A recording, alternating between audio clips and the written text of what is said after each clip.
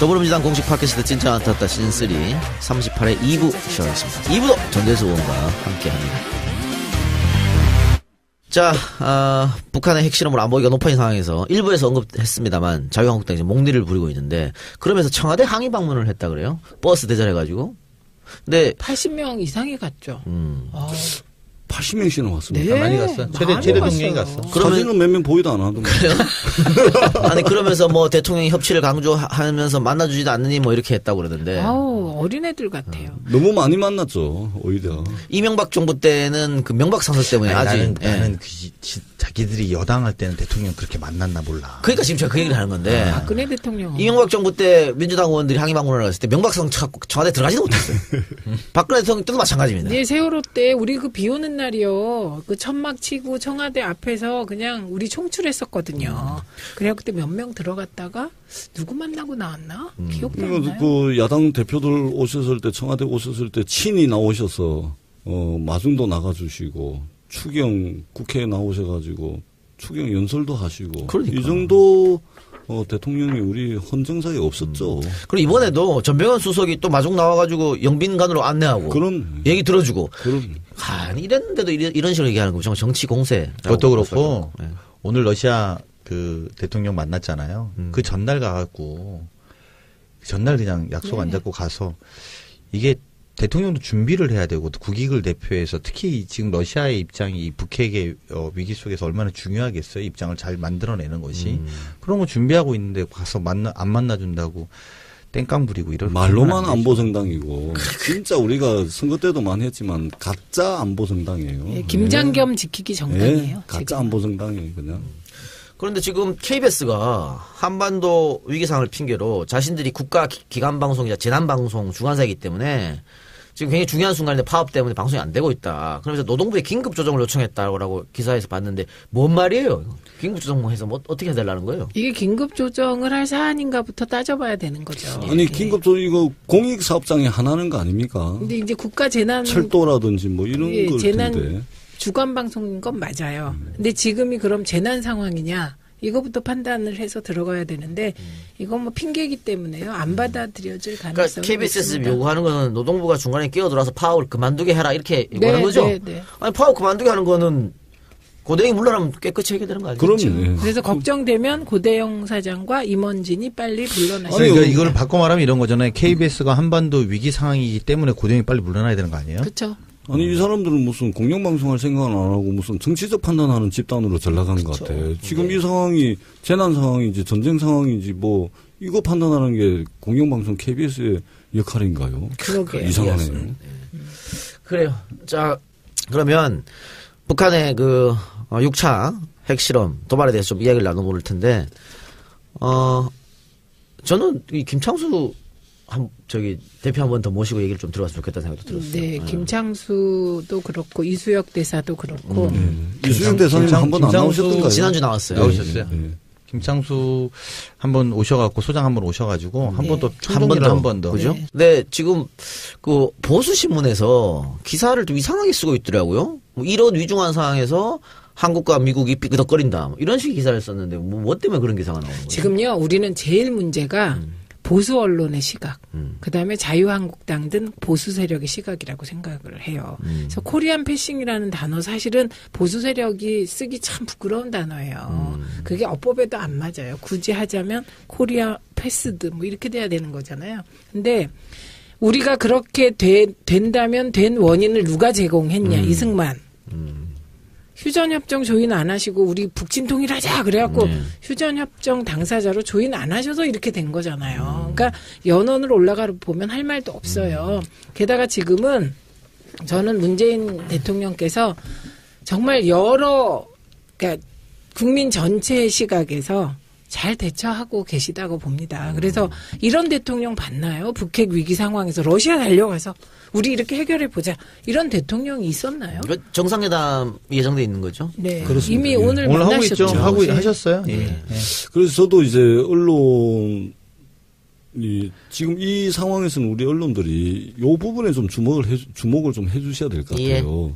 한미 간의 공소 또 동맹 관계 이것이 뭐 흔들린다, 뭐 소통이 되니 안 되니 뭐 여기에 하는 것이 주목을 하는 것이 아니라 트럼프의 발언이 과연 트럼프가 지금 자기가 자기 입으로 무슨 이야기를 하는데 그 이야기를 자기가 이해를 하고 있는지 좀 한번 봐주시는 것도 괜찮을 것 같아요. 왜냐하면 FTA만 해도 그렇습니다. 여러 연구기관에서 FTA 지금 그 파기를 하게 되면 미국이 더 손해를 본다는 거 아닙니까? 그리고 미국 국내에서도 FTA 폐기에 대해서 반대하는 조직적으로 반대를 하고 있는 움직임들이 많이 일어나고 있는 거 아니에요? 뿐만 아니라 지금 그 북한 문제에 대해서도 이게 그 보도되는 것을 보면 트럼프 대통령께서 어제 한 이야기 들리고 오늘 한 이야기 들리고 내일은 또 무슨 이야기를 할지 몰라요. 도대체가 이게 갈팡질팡 이랬다 저랬다 하고 있는 것이거든요. 그래서 오히려 한미동맹이 뭐 이게 문제가 있고 문재인 정부를 미국에서 신뢰하냐 안 하냐 이 문제의 차원이 아니고 트럼프의 좌충우돌 발언 이것들이 이제 여과 없이 보도되는 게 오히려 지금 상황을 더 그렇죠. 가속화시키고 있는 거죠. 그런데 왜 그걸 비판을 안 하죠? 우리 언론은. 트럼프의 오락가락 발언, 미국의 그 혼란스러운 행보를 비판 안 하고 왜 우리 대통령을 그렇게 비판을 하죠? 오바마 케어 저거 하겠다는 첫 번째 공약도 지금 공화당이 다수당인데도 지금 그것도 지금 미국 의회 통과를 못 시키고 있는 거 아닙니까? 그러면서 한미공조 삐덕거린다고 그럼요. 기사를 쓰니까. 그러니까 언론부터 바뀌어야 돼요. 이럴 때일수록 우리 통일 외교 안보 당국자와 우리나라 언론들이 그야말로 국익이 무엇인가를 중심을 정확하게 잡고 해석을 해내고 언론 보도를 해줘야 이것이 지금의 위기 상황을 타개하는 데 도움이 되는 것이지 트럼프 발언에 한미 관계를 언급하고 트럼프 발언이 한미 관계에 어떤 영향을 미치고 이것은 제가 볼 때는 별 의미가 없다 이렇게 생각을 해요. 이제 트럼프가 그렇게 발언을 하면 보수 언론들이 이제 FTA를 폐기한단다 이렇게 하고 쫙 써요.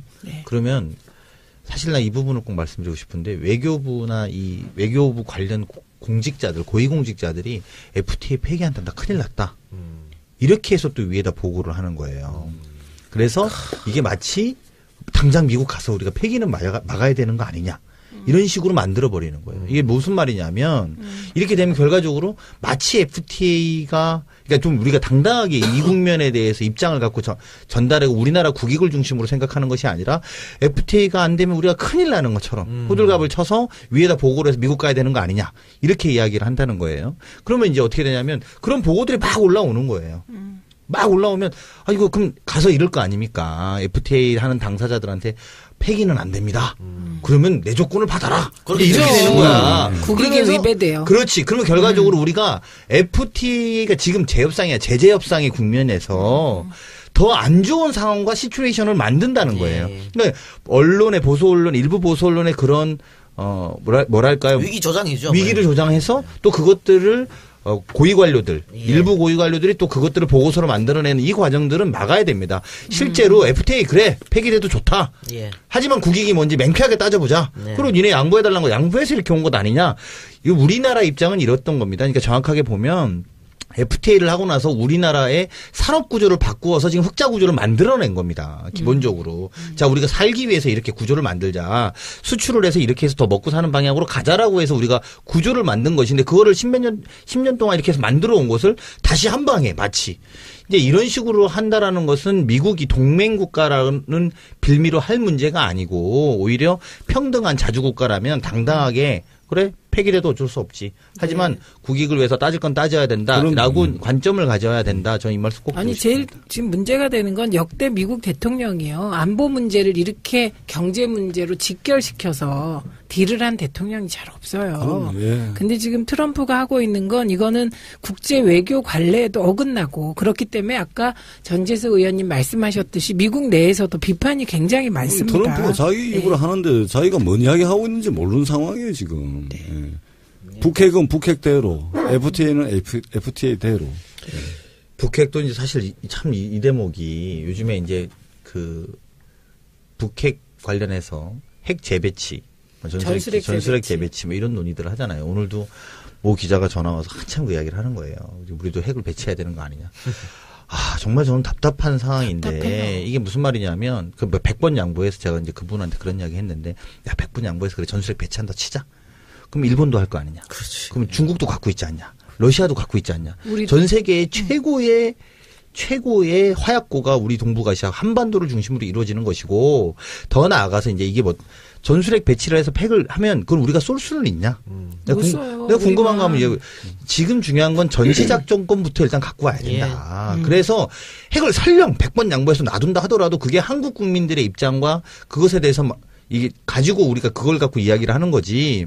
지금 같은 경우에 미국하고 북한하고 마음 안 맞아갖고 전술핵을 쏘기 시작하면 정말 피폐화되는 건 이 한반도 땅인데 이거에 대해서는 우리가 어떻게 이야기하려고 그러냐. 지금 야당의 전술핵 재배치 논란은 굉장히 무서운 이야기고 그건 원천적으로 배제해야 된다 이런 이야기를 했는데 저는 지금 국면에 좀 잘 봐야 될 것 같아요. 그렇죠. 그럼 언제 한번 우리 진짜가 나타났다 해서 네. 이거 한번 해봤으면 이수혁 의원님께서도 이제 나오셨다는데 네. 정세현 통일부 장관을 한번 모셔다가 네. 북한 핵 역사, 북핵사 이게 1989년까지 거슬러 올라가거든요. 그러니까 이제 동유럽 무너지고 소연방 해체되는 이 시점까지 올라간 이제 북한 북핵사 이 부분에 대해서 우리가 이번 참에 우리 국민들께서 많이 알려야 될 것 같아요. 북한 핵 역사를 보면 이게 책임 소재가 어떻게 있고 오늘날 이 상황이 발생한 그 원인들을 저희들이 정확하게 알 수가 있거든요. 그런데요, 이게 지금 자유한국당도 그래요. 지금 전술핵 배치를 주장하는데 그 주장이 진정성이 있는 것 같지 않아요. 왜냐하면 그렇죠. 전술핵 배치를 지금 가장 꺼리는 게 우리 정부가 아니에요. 미국입니다.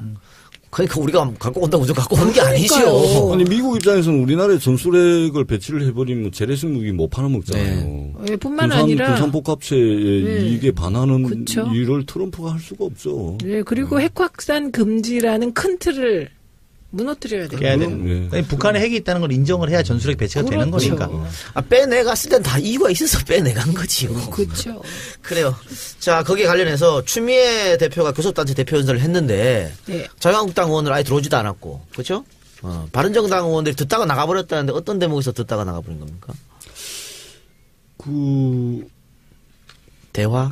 무슨 내용이었더라? 집중 잘 안 하시는구나. 내가 말씀드릴게요. 그러니까 교섭단체 대표 연설을 안 들으셨구나. 잠시 졸고 있는데 뒤에서 막 그래 고함 지르더라고. 그래서 깨보니까 나가고 있더라고. 그래서 이게 대화라 그 투트랙 때문이었어요. 아니면 야당이 대통령 저거였어요. 흔들 생각만 하냐 그거였어요. 저 대화로 해야 된다 그러니까 대통령께서 지금 제재 강화를 이야기를 하는데 압박 강화를 이야기를 하는데 어디 당 대표가 지금 저 대화 이야기하냐?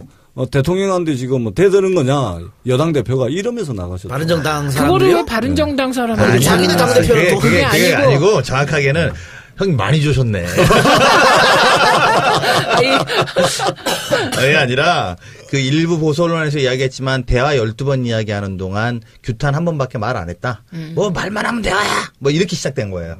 뭐 대화하면 돼. 뭐 그리고 거기서 신세대의 그 김정은에 대해서 신세대 이야기하고 장마당 세대 뭐 거기에 대해 새로운 변화를 줘야 된다. 거기서 이제 특히 바른정당의 하태경 최고가 그러니까 소리를 지르기 시작했죠.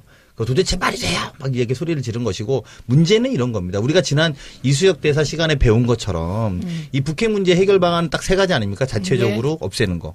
그리고 핵을 자체를 제거하는 방식. 나머지가 대화로 하는 것. 북한 자체적으로 없을 리 없고 우리가 핵을 제거할 수 있는 공격하지 않을 거라면 남은 게 대화인데 지금 국면은 대통령이 말씀하시는 것처럼 대화보다도 이 텐션을 더 강하게 밀어붙이는 그렇다고 대화를 놓은 게 아니거든요. 그렇죠. 대화를 놓은 게 아닌데 그 대화 부분에 몇 번 반복됐다라는 것을 추미애 대표의 반복을 지점을 가지고 이제 규탄하는 발언을 막 하면서 나갑시다 하고 우르르 나갔어요. 그러니까 어떻게든 나가려고 꼬투리를 잡으려고 하다가 그냥 어쨌든 되지도 않은 꼬투리를 잡은 것이죠. 솔직히 말씀드리면 나간다 그랬어요 처음에.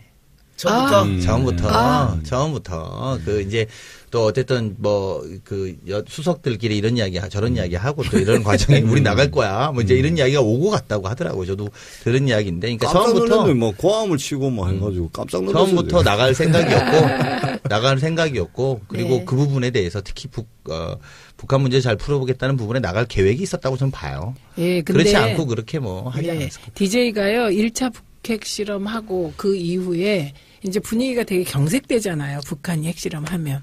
그러니까 이제 대화와 압박 제재를 투트랙으로 가는 건 기본이잖아요. 그럼요. 기본인데 이게 압박과 제재가 강조되는 시기에 이게 우리 당까지 거기에 편승해서 계속하면 이게 균형이 깨질 수가 있습니다. 저는 추미애 대표 이렇게 보면서 DJ가 북핵 위기 터질 때마다 노구를 이끌고 강연을 다니셨어요. 그러니까 정부는 뭐 제재와 압박을 하더라도 누군가는 평화를 얘기하고 다녀야 된다. 그래서 추미애 대표가 그 얘기를 하는 순간 되게 부담되지 않았겠어요, 사실. 본인도 지금 정세를 모르시지 않아요. 예, 그런데 부담됨에도 불구하고 그런 여당 대표로서 투트랙을 분명히 하고 그리고 문재인 대통령은 또 제재와 압박 국명이니까 그걸 강조하고 뭐 여당 대표는 당이니까 또 그 우리는 대화를 해야 한다 이렇게 천명하고 그게 저는 되게 좋은 케미라고 봤습니다. 아니 그럼 이게 결국은 결과적으로 지금 전쟁하자는 거 아니지 않습니까? 그렇죠. 모든 제재 압박 이것도 결국은 대화의 장으로 끌어내고 이게 대화 국면에서 우리가 협상 우위에 서기 위한 전략으로 바라봐야지. 무슨 우리가 뭐 대화만 합니까? 우리도 지금 그 군사적 대응을 하고 있는 거 아닙니까? 현무2도 쏘고 지금 하는 거 아닙니까? 그리고요, DJ가 대화를 가장 강조한 분이잖아요. 그런데 DJ는요, 남북 간에 북한의 도발로, 이게 무력 갈등이 생겼을 때 가장 신속하게 제압하고 승전거를 올리신 분이었어요. 네. 당정의 전략적 배치죠. 정확하게 네. 표현하면 이게 이제 국민들 여러분들이 이해해 주실 때는 정부는 이런 국면에서 당당하게 국제사회와 대화를 해야 되는 지점들이 있다면 국민들에게 이 불안감들을 좀 더 안정시킬 수 있는 결국은 출구에 대한 입장을 당은 갖고 있어야 됩니다. 예. 정부는 국제사회와 교감하는 특히 뭐 미국과 교감하고 러시아와 교감하고 오늘 또 대통령께서 푸틴 만나서 당당하게 말씀하셨어요. 대북 원유 공급 중단하자. 대통령은 강경하게 압박하는 프레임을 계속 진행하고 계신 거고 그러면서 또 푸틴은 이제 그 부분에 이견을 좀 이야기했어요. 그 국민들, 그러니까 즉 북한 국민들이 피해를 볼 수 있지 않냐. 근데 이렇게 하는 것처럼 이게 뭐라고 할까요? 그러니까 하나의 이야기가 단일하게 나가는 것이 꼭 좋은 게 아니라 이런 특히 외교적 문제에 있어서는 다양한 카드를 그렇죠. 대통령한테 우리가 제시해드리는 그렇죠. 그런 입장에 분명히 서야 된다는 말씀드립니다. 왜냐하면 다른 문제도 마찬가지인데요. 정부의 입장은 국민 전체를 대변하기 때문에 지금 압박하고 제재해야 되는 국면이다. 이렇게 말씀하시는 게 맞는 것이고 네. 하지만 여당으로서는 다양한 카드를 계속 제시하는 그런 노력을 게을리하면 이것도 또한 문제입니다. 그런 측면에서 어제 우리가 이제 당정청 그 북핵 당정청 협의를 시작을 했지 않습니까? 그래서 실시간으로 당과 정부와 청와대가 실시간으로 정보도 공유하고 협의를 해나가고 있기 때문에 우리 국민들께서 북핵 문제 우리가 경각심을 가져야 되겠지만 지금 보수 언론이 이야기를 하듯이 마치 내일 당장 전쟁이 날 것처럼 하는 오히려 이제 국민들의 일상적인 그 생활을 방해하는 것이죠. 그런 것은 이제 좀 알겠습니다. 지양이 돼야 되겠다. 네. 그 강훈식 의원이 농담조로 형님 많이 좋은 것 같다 이렇게 얘기했는데 오해하실까봐 그 국제신문에서 부산 지역 출신 국회의원들 1년 의정평가를 했는데 전재수 1등이구만요. 전재수 1등. 상임위 특위 100% 출석. 그러니까 여러 가지가 있는데 제가 작년에 이게 그 상임위 교문이 이런 거는 현금을 드려야 돼. 민생경제특위 예결위 본회의까지 100%. 근데 저는 이제 사실 이제 의도를 가지고 제가 100%를 했습니다. 왜냐하면 국회의원이 돼가지고 그 기본은 해야 되겠다. 그것이 이제 출석인 것 같아요. 출석을 하는 것은 이제 저를 찍어준 유권자에 대한 예의고, 그래서 의도를 가지고 어떤 뭐 이게 일이 있더라도 꼭 출석은 했습니다. 지금 보이콧하는 그런 의원으로서 지금 보이콧하는 한국당에 한마디 한 줄 논평하고 계속 오지 말아라. 편하고 좋다, 막. 마마 부산 사나이 말이 저렇다 그만. 고마차.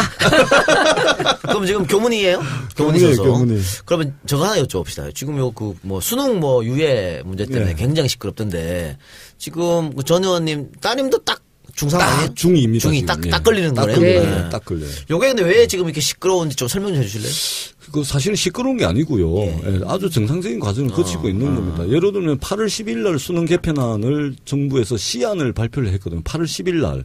그리고 8월 31일 날 1안, 2안. 그러니까, 일부 과목 절대평가제 1안, 2안, 모든 과목 절대평가제 2안. 이걸 단 20일 만에 양자택일을 하겠다는 거였거든요. 이게 교육부 아니어서. 근데 이게 이렇게 해야 되는 이유가 2015년 교과과정 개편 때문에 그런 거예요. 이게 박근혜 정부 때 한 거거든요. 그래서 왜 우리가 박근혜 정부가 만들어낸 놓은 틀 안에서 문재인 정부의 교육 철학이 단 한 줄도 들어갈 수 없는 안을 양자택일을 해야 되냐. 그리고 시간도 20일 가지고서 무슨 광역단위 공청회 내보내고서 한다는 게 말이 맞냐.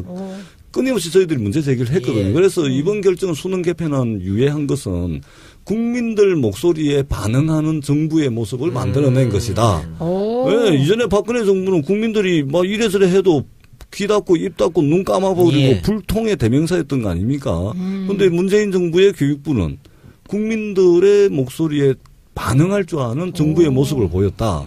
그래서 수능 개편안 유예는 정말 이 정부의 진보 면목을 보인 것이다. 혼란이 그러네요. 아니라. 이렇게 생각을 하고 있고. 그다음에 지금 중3이 이제 배우는 과목과 이제 수능 시험 과목이 틀리거든요.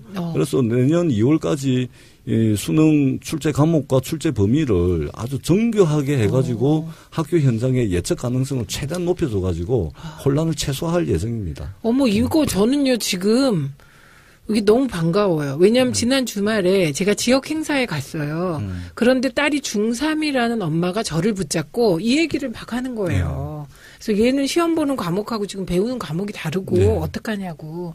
그래서 제가 어머 이거를 반드시 그 누군가에게 물어보고 답을 드리겠다 그랬거든요. 답을 드리시면 되겠네. 네, 답을 드릴 수 있게 됐습니다. 내년 고맙습니다. 2월에 그 수능 과목 출제 범위까지 해가지고 내년 2월달에 꼼꼼하게 해서 발표를 할 겁니다. 어머 너무 고맙습니다. 이게 사실은 굉장히 쟁점이 많이 됐어요. 왜냐하면 학부모들이 너무 걱정을 많이 하셔서 우리 이제 교문위원이시지만 교문위원들도 그 고민을 많이 했습니다. 왜냐하면 교육부 장관의 생각도 있고 또 교문위원들의 생각도 있고 이것들을 민주적 절차에서 합의하고 이야기해서 유예라는 결정을 내렸는데요.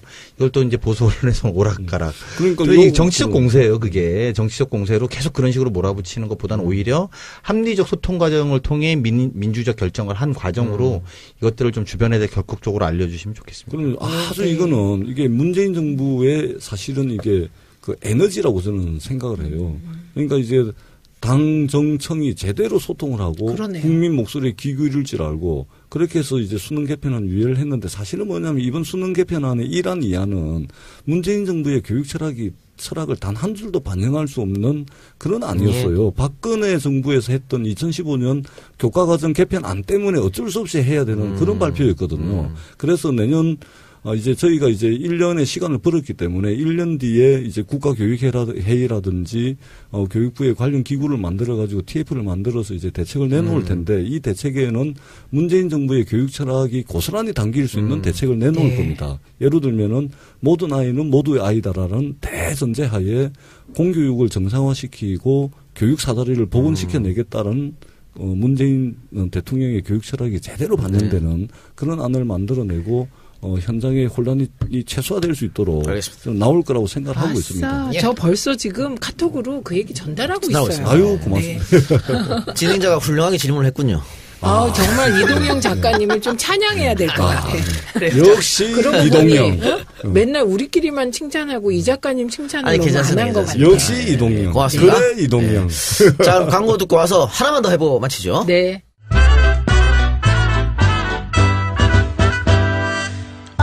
어서 와줘요. 세상을 바꾸는 강한 정당 더불어민주당의 당원이 되어주십시오. 정의가 강물처럼 흐르는 정의로운 사회, 모든 국민의 안전과 생명이 보호받을 수 있는 안전한 사회, 모든 국민이 서로 존중하면서 더불어 사는 사회, 새롭게 번영하는 나라, 평화로운 대한민국을 만드는 데 뜻을 같이 하는 사람이라면 누구든지 당원이 될 수 있습니다. 당원 가입을 원하시는 분은 해당 지역 시도당으로 우편 또는 팩스로 입당 원서를 제출해 주시거나 온라인 www.더민주.kr로 언제든지 가입하실 수 있습니다. 네, 광고 듣고 왔고요. 지금부터 할 얘기는 우리 젊은 층들이 굉장히 실망하고 낙담할 그런 소식 같은데요. 그 박근혜 정권 때 공공기관 채용 비리가 속속들이 밝혀지고 있습니다. 일단 권성동 자유한국당 의원 비서관이 강원랜드에 채용 비리가 된 거. 아이고, 그런데 능력도 좋으셔. 그 권성동 의원의 또 다른 비서관은 한국광해관리공단에 또 특별 채용된 것으로 드러났고요. 이뿐만이 아니고 한국항공우주산업 카이, 또 한국가스안전공사 이런 곳에서 지금 속속들이 공공기관의 채용 비리가 드러나고 있는 모양새입니다. 그래서 검찰 수사, 감사원 감사가 이어지리라고 보여지는데 사실 이런 것들은 지금 헬조선 하는 이유 가장 큰 이유가 젊은이들이 직장을 못 잡는 거 아니겠습니까? 그런데 정말 꿈의 직장이라고 하는 공공기관에서 이렇게 권력 있는 사람들이 자기 아는 사람, 자기 친척 이런 사람들을 꽂아 넣게 되면 이거 제대로 돌아간 나라라고 할 수 있겠습니까? 그러니까 지금 이제 보수 정권 9년 동안 예. 사실은 우리가 최순실 국정농단이 터졌을 때 이것은 빙산의 일각일 것이라는 확신을 가지고 있었는데 이제 지난 보수 정권 9년 동안 이루어졌던 적폐들 중에 극히 일부분만 지금 드러나고 있는 거예요. 지금 나오고 있는 뉴스들도 감사원이 지금 인사 채용에 관한 공기업에 대해서 인사 채용에 관한 감사를 실시를 하고 있거든요. 그 중에 지금 나오고 있는 거고요. 이 대상 기관을 더 확대를 하면 이루 말할 수 없는 이러한 채용 비리라든지 이런 것들이 줄줄이 나올 거라고 저는 생각을 합니다. 그래서 정말 나라다운 나라 말이 쉽지 이게 나라다운 나라를 만드는 것이 입법이 뒷받침되고 예산이 뒷받침되는 것도 필요하겠지만 지금 이제 지난 정부에서 저질러 나왔던 이 적폐들을 어떻게 청산할 것인가. 이게 저는 나라다운 나라에 출발이 돼야 된다고 생각을 합니다. 문재인 정부 출범한 지 100일 됐는데 우리가 다시 한번 이 지난 정부에서 저질러 나왔던 이 악패들 이걸 반드시 걷어내는 작업들이 정부처 차원에서 좀 진행이 돼야 된다. 이렇게 생각을 하고 있습니다. 이게 지금 강원랜드잖아요. 예, 강원랜드. 강원랜드인데 한번 생각해 보세요. 제가 국토교통위원인데 국토교통이 산하에 수백 개가 넘는 수십 개가 넘는 우리 협회들이 있어요. 협회들. 교문위도 100개가 넘는. 아마 우리나라에 한 수백 개 되는 협회들이 있습니다. 협회 무슨 뭐 땡땡땡 무슨 협회 사단법인. 그래서 정부의 지원도 좀 받고 이런 협회들이 있거든요. 거기에 채용 비리까지 아마 어마어마할 겁니다. 어마어마할 겁니다. 그러니까 거기 또 감사를 또 안 해요, 정규적으로. 제가 이번에 아무래도 그래서 정규적 감사에 대한 것도 확인해 보자고 이렇게 이야기를 했는데 나라가 지원해 주면은 당연히 감사를 하는데 지원을 안 하는 협회들도 많거든요. 근데 굉장히 권력이 끝까지 갈 거라고 생각했던 사람들로서는 거기에다가 아는 사람 친인척들 주변에 많이 넣었을 겁니다. 그러니까 지금 문제가 되고 있는 강원랜드나 카이 같은 경우에도 전부 다 박근혜가 자신의 측근을 그 사장으로 낙하산으로 꽂아내린 거잖아요. 네. 그러다 보니까 이런 일이 벌어졌는데 그러면 이 사람들은 그러면 채용비리 적발해서 처벌하면 이제 적폐 청산하는 건데 네. 우리는 이제 그럼 어떻게 할 것인가. 근데 측근을 내려보냈다 그 자체가 문제되는 거 아니에요. 측근 중에 그 분야의 전문성이 있으면 내려가도 거죠. 되는 거죠. 네. 근데 전문성도 없이 대개가 이제 최순실 인맥 비슷하게 이상하게 해서 대사까지 최순실 인맥으로 했다는 거 아닙니까? 그게 문제인 거고요. 그래서 우리가 낙하산을 얘기할 때는 전문성 없이 뭐 행정 경험보다는 전문성 없이 아무 관련이 없는 곳에 아는 사람이라고 내려보낼 때 이게 문제가 아니 근데 저는 이거는 틀린 겁니다. 완전 다른 거예요. 예, 그거랑 좀 다른 공공기관장은 이제 정무직이기 때문에 그거하고 지금 나오고 있는 채용 비리하고는 틀립니다. 채용 비리는 공채를 통해서 공정 그렇죠. 경쟁을 통해서 뽑는 것이기 때문에 지금 사장 얘기하는 자격 요건도 다 있습니다. 그렇기 때문에 아니 그러니까 제 말은 지금 지금 카이도 마찬가지고 강원랜드도 지금 함승희 씨가 사장이잖아요. 그렇지. 지금 내부 제보가 굉장히 쏟아지고 있거든요. 그러니까. 함승희가 자기 마음대로 막 지금 하고 있다고. 그리고 강원랜드 같은 경우에도 지금 권성동 씨가 이렇게 한 거는 꼭 함승희하고 이렇게 해서 된 거 아니냐 이런 얘기가 많기 때문에. 근데 이게 명백한 채용 비리고 그러니까 그렇지. 능력 없는 사람들이. 이게 왜 핵심은 또 뭐냐면 거기에 뽑을 때 이렇게 뽑았어요. 그러니까 이게 당연히 뭐 이렇게 상식적으로 있는 사람이 응시해서도 좀 더 능력이 있고 누구의 측근이든 간에 능력이 있으면 되는 게 맞죠. 그렇죠. 근데 이번 일은 어떤 거냐면 스펙을 딱 박았죠. 스펙을 박은 거예요. 무슨 말이면 박사학위 출신에 그 맞춤형 그다음에- 스펙. 그렇지. 그 플러스 사람에 맞춘 그렇지. 공모 자격을 그렇지, 가지고 그렇지. 뽑은 거예요. 그래서 플러스 공공기관인가 뭐 국회 그러니까. 경험 한 3년 이상 근무한 자. 이렇게 해갖고 보통 5명을 뽑으면 거기가 400명까지 지원을 했다라는 거예요. 예. 근데 그거 1명 뽑는데 2명밖에 지원을 안 한 거야. 그러니까 아예 지원을 너무 스펙을 그렇게 만들어가지고, 그러니까 이거는 조작이지. 예. 그래서 이건 범죄라고 해소하는 게 맞는 거고, 권선동 의원이 무언가의 역할을 해서 그 범죄가 일어났을 거다. 이렇게 보는 게 합리적인 의심이라는 거예요. 그런데 법사위원장 계속해요? 지금 하고 계시잖아요. 아니 이런 일을 저지른 게 확실하죠 지금 이 비리. 그럼 빨리 그만두셔야지. 지금 이것도 복수로 지금 나왔기 때문에 검찰 수사가 들어가면 뭐. 네. 그럼 하여튼 이런 문제는 반드시 없어야 되고. 검찰 수사가 들어가서 법사위원장이라 혹시 안 되는 그런 경우가 안 벌어지기 바랍니다. 저는 민주정부에서는 이게 시스템적으로 좀 이런 일 없게끔 좀 확립하는 것도 필요하다고. 그래서 이전에 노무현 대통령께서 무슨 말씀을 자주 하셨냐면 인사와 관련해서 인사 추천하고 인사 청탁은 구분하라 그랬거든요. 청탁과 추천은 완전히 틀린 것이고, 그래서 얼마 전에 이제 청와대 인사자문회의를 만들어, 이게 사실 참여정부 때도 인사자문회의가 있었습니다. 근데 조금 운영의 묘를 살리지 못한 측면도 있는데, 이 문재인 정부의 그 인사와 관련해가지고 어떻든 인사자문회의라든지 이걸 통해가지고, 조금 전에 우리 그 진행자께서 말씀하셨듯이 이런 문제가 이제 새 정부에서는 뭐 그런 일이 발생할 거라고 저는 생각지 않습니다. 그렇죠. 예, 알겠습니다. 자, 그러면 이것으로 강호식 오빠 가려고 지금. 아니 끝내기 전에 제가 의미 있는 글 하나 읽을래요. 좀 공격 좀 하지 마셔. 의미 있는 글 하나 읽을래요. 두 분 사랑 싸움 그만하시고. 제가 페북에 올라온 글인데 이게 너무 의미 있어서 읽어드려요. 네. 뭐 저보고 읽는 거예요? 그냥 보고 강서구라 그래서 찾아봤는데 꼭 강서구는 아닌 것 같고 사람 이름인 것 같기도 해요. 초등 5학년 아들이 동생과 얘기하다가 갑자기 촛불 집회를 해야 한다고 말을 하더래요. 무슨 소린가 싶어 물어보았다. 이유인 즉슨 초등학교 전교 여자 부회장이 선거 때 공약으로 우유급식에 제티 아시죠? 제티를 무상으로 공급하겠다고 공약했는데 아직까지 지키지 않고 있다고 한다. 제 딸 아닌 것 같은데요. 그래서 공약을 지키든지 안 지키면 사퇴하든지 하라고 촛불 집회를 해야 한단다. 우리 가족 빵 터졌다. 크크. 지난 겨울 부지런히 데리고 다닌 효과인 건가? 민주주의 정신을 가르쳤구만. 자연스럽게. 너무 맞는 거잖아요. 공약을 지켜야지. 제티 공약하지 마십시오. 큰일 납니다.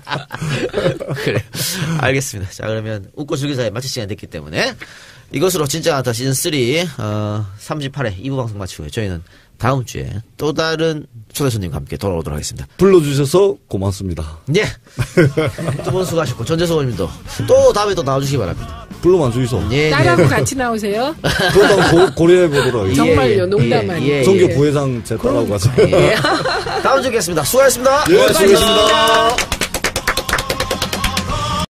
이게 문제가 있고 문재인 정부를 미국에서 신뢰하냐 안 하냐 이 문제의 차원이 아니고 트럼프의 좌충우돌 발언 이것들이 이제 여과 없이 보도되는 게 오히려 지금 상황을 더 가속화시키고 있는 것이 아닌가. 근데 왜 그걸 비판을 안 하죠? 우리 언론은. 트럼프의 오락가락 발언, 미국의 그 혼란스러운 행보를 비판 안 하고 왜 우리 대통령을 그렇게 비판을 하죠? 오바마 케어 하겠다는 첫 번째 공약도 지금 공화당이 다수당인데도 지금 그것도 지금 미국 의회 통과를 못 시키고 있는 거 아닙니까? 그러면서 한미공주 삐덕거린다고 기사를 쓰니까. 언론부터 이럴 때일수록 우리 통일 외교 안보 당국자와 우리나라 언론들이 그야말로 국익이 무엇인가를 중심을 정확하게 잡고 해석을 해내고 언론 보도를 해줘야 이것이 지금의 위기 상황을 타개하는 데 도움이 되는 것이지 트럼프 발언에 한미 관계를 언급하고 트럼프 발언이 한미 관계에 어떤 영향을 미치고 이것은 제가 볼 때는 별 의미가 없다 이렇게 생각을 해요. 이제 트럼프가 그렇게 발언을 하면 보수 언론들이 이제 FTA를 폐기한단다 이렇게 하고 쫙 써요. 네. 그러면 사실 나 이 부분을 꼭 말씀드리고 싶은데 외교부나 이 외교부 관련 공직자들 고위공직자들이 FTA 폐기한단다 큰일 났다. 이렇게 해서 또 위에다 보고를 하는 거예요. 그래서 이게 마치 당장 미국 가서 우리가 폐기는 막아야 되는 거 아니냐. 이런 식으로 만들어버리는 거예요. 이게 무슨 말이냐면 이렇게 되면 결과적으로 마치 FTA가 그러니까 좀 우리가 당당하게 이 국면에 대해서 입장을 갖고 전달하고 우리나라 국익을 중심으로 생각하는 것이 아니라 FTA가 안 되면 우리가 큰일 나는 것처럼 호들갑을 쳐서 위에다 보고를 해서 미국 가야 되는 거 아니냐. 이렇게 이야기를 한다는 거예요. 그러면 이제 어떻게 되냐면 그런 보고들이 막 올라오는 거예요. 막 올라오면 이거 그럼 가서 이럴 거 아닙니까? FTA 하는 당사자들한테 폐기는 안 됩니다. 그러면 내 조건을 받아라. 그렇죠. 이렇게 되는 거야. 국익에 위배돼. 더불어민주당 공식 팟캐스트 진짜 안타깝다 시즌3 38회 2부 시작하겠습니다. 2부도 전재수 의원과 함께합니다.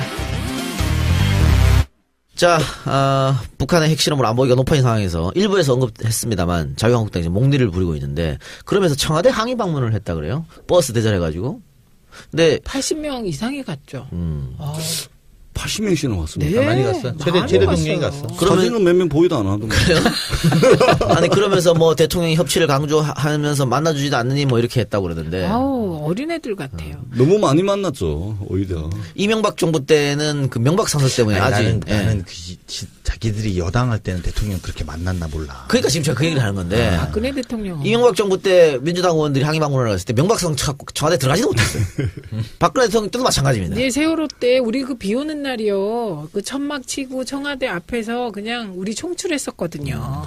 그래야 그때 몇 명 들어갔다가 누구 만나고 나왔나? 기억도 안 나요. 그 야당 대표들 오셨을 때 청와대 오셨을 때 친히 나오셔서 마중도 나가주시고 추경 국회에 나오셔가지고 추경 연설도 하시고 그러니까. 이 정도 대통령이 우리 헌정사에 없었죠. 그리고 이번에도 전병헌 수석이 또 마중 나와가지고 영빈관으로 안내하고 그럼 얘기 들어주고. 그럼 아니 이랬는데도 이런 식으로 얘기하는 거 정말 정치 공세. 그것도 그렇고 네.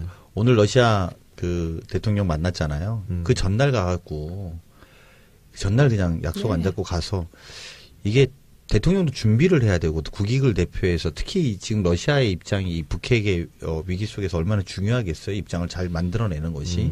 그런 거 준비하고 있는데 가서 안 만나준다고 땡깡 부리고 이런 말로만 안보정당이고 진짜 우리가 선거 때도 많이 했지만 가짜 안보정당이에요. 예, 김장겸 지키기 정도요. 그렇지. 그러면 결과적으로 우리가 FTA가 지금 재협상이야. 제재 협상의 국면에서 더 안 좋은 상황과 시츄에이션을 만든다는 거예요. 그러니까 언론의 보수 언론, 일부 보수 언론의 그런 뭐랄까요? 위기 조장이죠. 위기를 조장해서 또 그것들을 고위 관료들, 일부 고위 관료들이 또 그것들을 보고서로 만들어내는 이 과정들은 막아야 됩니다. 실제로 FTA 그래 폐기돼도 좋다. 예. 하지만 국익이 뭔지 맹쾌하게 따져보자. 네. 그리고 니네 양보해달라는 거 양보해서 이렇게 온 것 아니냐. 이거 우리나라 입장은 이랬던 겁니다. 그러니까 정확하게 보면 FTA를 하고 나서 우리나라의 산업 구조를 바꾸어서 지금 흑자 구조를 만들어낸 겁니다. 기본적으로. 자, 우리가 살기 위해서 이렇게 구조를 만들자. 수출을 해서 이렇게 해서 더 먹고 사는 방향으로 가자라고 해서 우리가 구조를 만든 것인데 그거를 10년 동안 이렇게 해서 만들어 온 것을 다시 한 방에 마치. 이제 이런 식으로 한다라는 것은 미국이 동맹국가라는 빌미로 할 문제가 아니고 오히려 평등한 자주국가라면 당당하게 그래 폐기돼도 어쩔 수 없지. 하지만 국익을 위해서 따질 건 따져야 된다라고 관점을 가져야 된다. 저는 이 말씀 꼭 아니 드리고 제일 싶습니다. 지금 문제가 되는 건 역대 미국 대통령이요. 안보 문제를 이렇게 경제 문제로 직결시켜서 딜을 한 대통령이 잘 없어요. 예. 근데 지금 트럼프가 하고 있는 건 이거는 국제 외교 관례에도 어긋나고 그렇기 때문에 아까 전재수 의원님 말씀하셨듯이 미국 내에서도 비판이 굉장히 많습니다. 트럼프가 자기 입으로 하는데 자기가 뭔 이야기 하고 있는지 모르는 상황이에요 지금. 예. 북핵은 북핵대로, FTA는 FTA대로.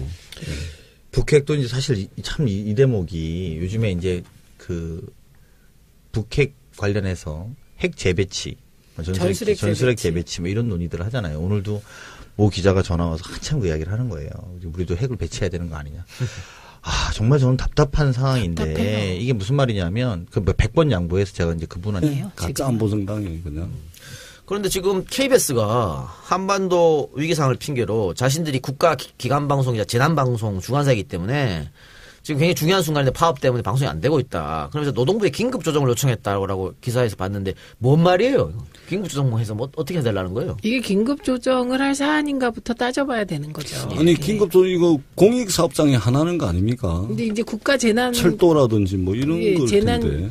주간 방송인 건 맞아요. 근데 지금이 그럼 재난 상황이냐? 이거부터 판단을 해서 들어가야 되는데 이건 뭐 핑계이기 때문에요. 안 받아들여질 가능성이 그러니까 KBS에서 있습니다. 요구하는 거는 노동부가 중간에 끼어들어서 파업을 그만두게 해라 이렇게 요구하는 거죠? 네. 아니 파업 그만두게 하는 거는 고대행이 물러나면 깨끗이 해결되는 거 아니겠죠? 그럼요. 예. 그래서 걱정되면 고대영 사장과 임원진이 빨리 물러나셔야 그러니까 됩니다. 이걸 바꿔 말하면 이런 거잖아요. KBS가 한반도 위기 상황이기 때문에 고등이 빨리 물러나야 되는 거 아니에요? 그렇죠.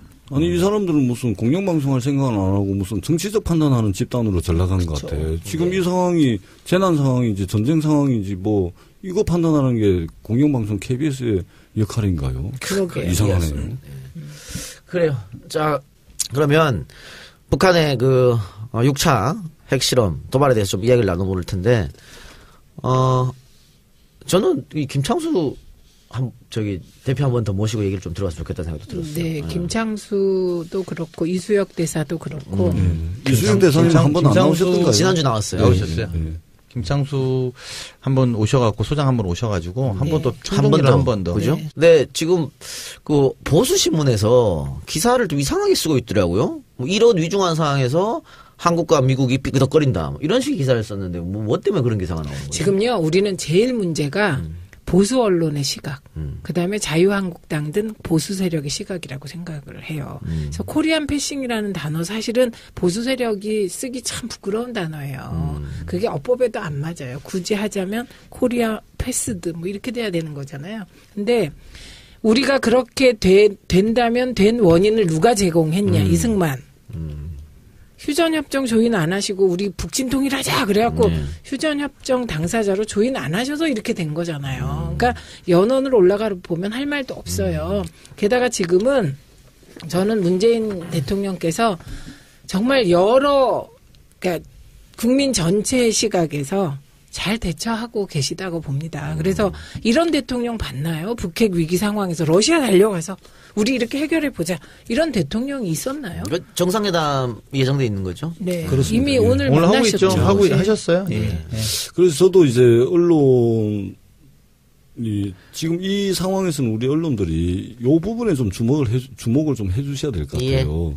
한미 간의 공소 또 동맹 관계 이것이 뭐 흔들린다 뭐 소통이 되니 안 되니 뭐 여기에 하는 것이 주목을 하는 것이 아니라 트럼프의 발언이 과연 트럼프가 지금 자기가 자기 입으로 무슨 이야기를 하는데 그 이야기를 자기가 이해를 하고 있는지 좀 한번 봐주시는 것도 괜찮을 것 같아요. 왜냐하면 FTA만 해도 그렇습니다. 여러 연구기관에서 FTA 지금 그 파기를 하게 되면 미국이 더 손해를 본다는 거 아닙니까? 그리고 미국 국내에서도 FTA 폐기에 대해서 반대하는 조직적으로 반대를 하고 있는 움직임들이 많이 일어나고 있는 거 아니에요? 뿐만 아니라 지금 그 북한 문제에 대해서도 이게 그 보도되는 것을 보면 트럼프 대통령께서 어제 한 이야기 들리고 오늘 한 이야기 들리고 내일은 또 무슨 이야기를 할지 몰라요. 도대체가 이게 갈팡질팡 이랬다 저랬다 하고 있는 것이거든요. 그래서 오히려 한미 동맹이 뭐